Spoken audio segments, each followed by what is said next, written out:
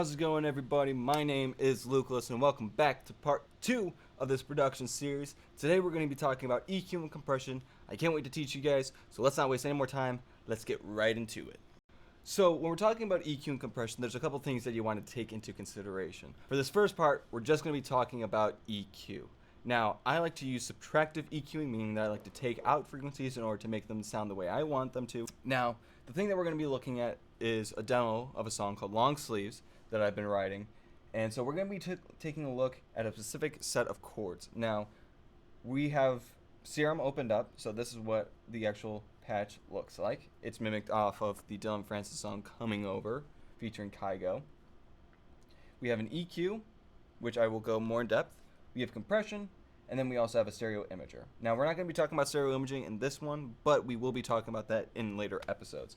So the first thing that we're going to take a look at is the EQ. Now, I'm going to play the sound what it sounds like post EQ, and then I will take you through the initial part. So let's take a listen at this particular track.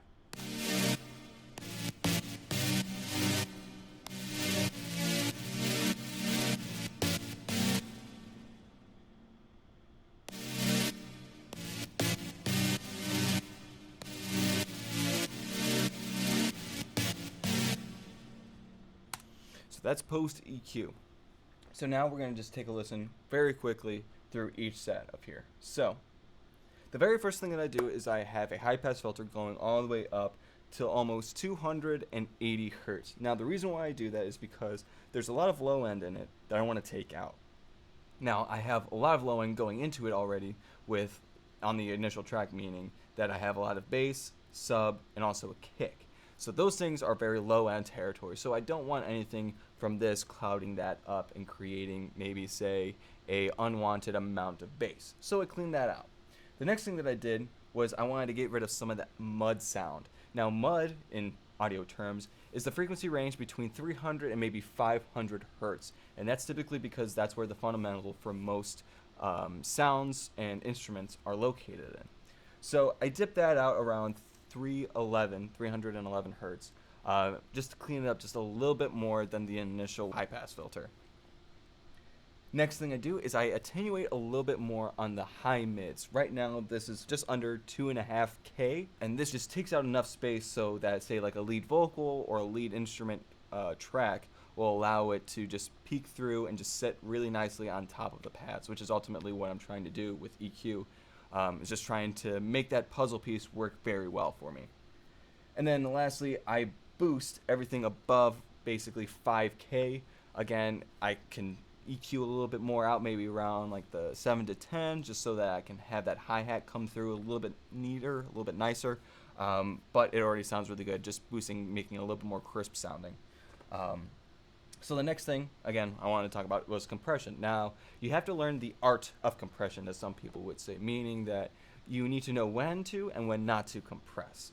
Now, there's certain instruments maybe and certain genres that maybe you don't want to compress so much. So like jazz music, you really don't want to compress, especially when it comes to like the entire track or the entire mix. But if you have EDM, you really want to use compression. So in this case, on this one, I have a -12 threshold on this particular plugin, which is the Renaissance AXX from Waves.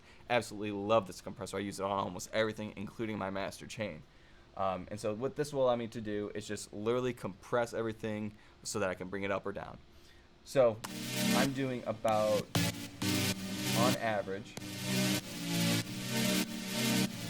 about -5 to maybe -6 in attenuation. So it's really compressing it. It's just taking some of that low stuff and bringing it up, and taking some of that higher level things and just compressing it a little bit more, just so that it's a little bit more even, which is ultimately what you want, especially with EDM. You like big loud things, so that's what we do.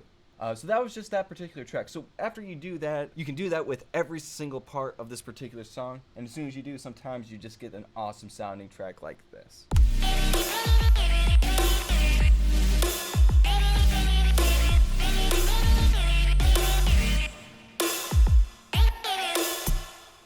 So that's all that I have for you guys today. I hope you enjoyed this video. Hopefully you learned a little bit more about EQ and compression. And if you have any questions at all, make sure you comment that down below. Also, make sure that you give a high five to that like button, and also give a slap to that subscribe button. Lets me know that you guys have been enjoying these videos and you want more. And so we will see you all on the next track.